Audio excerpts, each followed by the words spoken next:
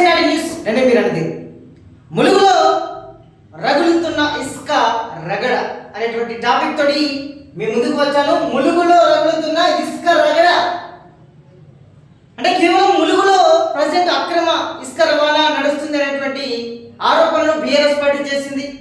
బహిరంగ చర్చకు సిద్ధమని బీఆర్ఎస్ వాళ్ళు సవాలు విసిరితే ఇటు కాంగ్రెస్ వాళ్ళు ఆ సవాలును స్వీకరించి ఇటు మేడారం దగ్గరికి వెళ్తారు. ఆ తరుణంలో బీఆర్ఎస్ వాళ్ళు రారు. అదేవిధంగా మళ్ళా ఇక్కడ ములుగు జిల్లా కేంద్రంలో ఉన్నామని చెప్తే మళ్ళా మేడారం అయినటువంటి కాంగ్రెస్ నాయకులు మళ్ళా కూడా ములుగు జిల్లాకు వచ్చినటువంటి సందర్భాలు మనం చూసాం. ములుగులో కేవలం సవాళ్ళు ప్రతి సవాళ్ళే జరుగుతూ ఉన్నాయి. అదేవిధంగా మొన్న కాంగ్రెస్ ఆరోపించింది నిన్న అక్రమ ఇసుక రవాణాను అనుమతులు ఏవైతున్నాయో వాటిని రద్దు చేయాలనే ఉద్దేశంతో కూడా కలెక్టర్ గారికి బీఆర్ఎస్ తరఫున వారు ఒక రిప్రజెంటేషన్ ఇవ్వడం జరిగింది.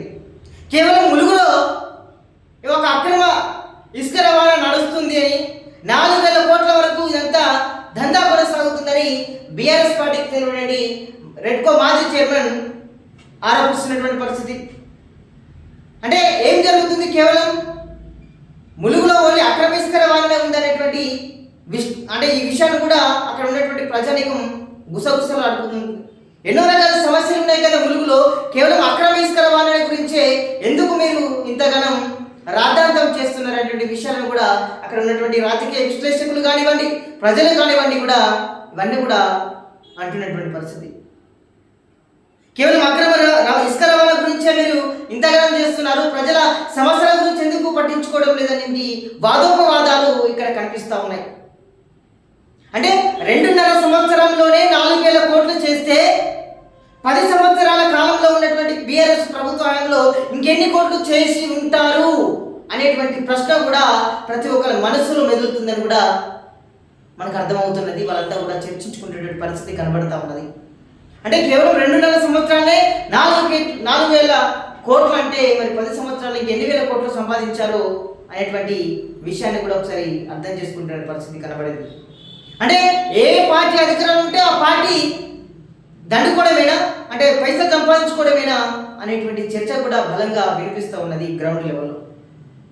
అంటే ములుగులో అక్రమ ఇసుక రవాణా కాకుండా చాలా సమస్యలే ఉన్నాయి.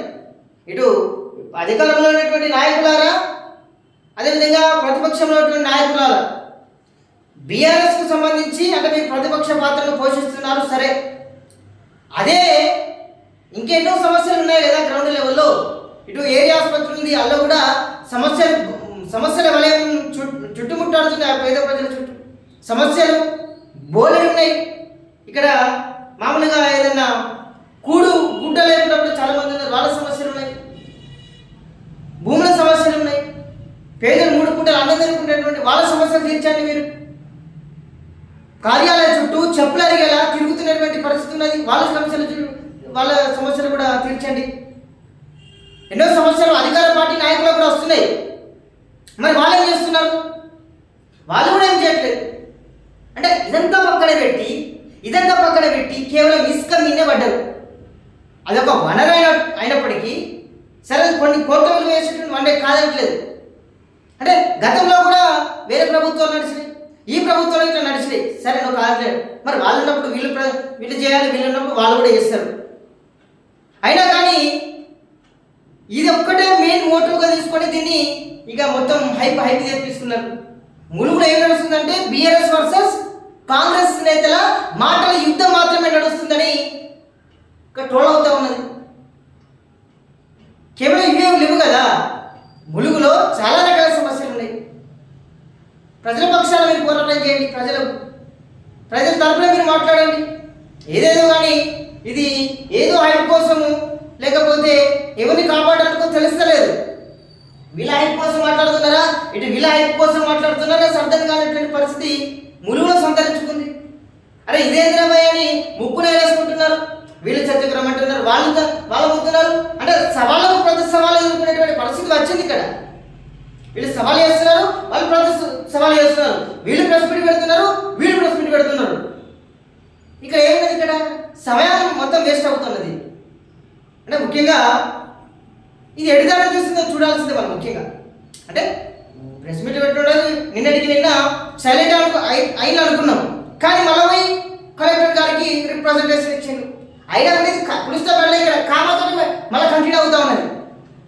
సమస్యలు ఉన్నాయి, ఎన్నో సమస్యలు ఉన్నాయి ఈ అక్రమ ఇసుక రవాణా అంటే. సరే మీరు రిప్రజెంట్ ఇచ్చిండు, సంతోషం. సరే అక్రమ ఏమైనా జరిగితే దాని మీద కఠిన చర్యలు తీసుకోవాలని కూడా మీరు ఇచ్చిండు. ఇంకో మిగతా కూడా సమస్యలు ఉన్నాయి కదండి. ఎవరి స్వలాభాల కోసం జరుగుతుందో ఇది నిజంగా అర్థం కానటువంటి పరిస్థితి ములుగు జిల్లా ప్రజలకు వస్తున్నది.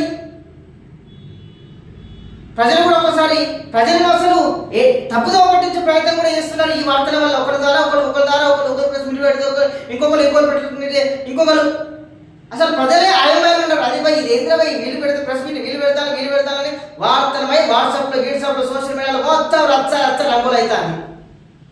ఇది ఇంకా ఎంతవరకు దాడి తీస్తుందో చూడాల్సిందే. ఎన్నో రకాల సమస్యలు ఉన్నాయి కదండి, వాటి మీద మీరు పోరాటం చేయండి. అధికార పార్టీ నాయకులైనా లేకపోతే బీఆర్ఎస్ పార్టీ నాయకులైనా ఎన్నో సమస్యలు ఉన్నాయి. మీ కార్యాలయం చుట్టూ మీతో పని అయితే అని తిరుగుతారు, చెప్పలేరు కదా. వాళ్ళ సమస్యలు పరిష్కారం చేయండి నాయకులారా. మీరు కూడా మీ ప్రతిపక్ష పత్రం నిర్వర్తించే సమర్థవంతంగా మీది కూడా సమస్యలు చెప్పుకుంటారు కదా. మీరు కూడా ప్రజావాణి అలాంటి కార్యక్రమంలో రిప్రజెంట్ ఇచ్చి వాళ్ళ తరఫున మీరు నిలబడండి, మీరు పోరాటం చేయండి. ఎవరో వద్దన్నారు. కానీ దీన్నే పట్టుకొని నేను పట్టుకున్న కుందేలకు 3 ఎకరాలు అనేది చిన్నగా నడుస్తూ ఉన్నది.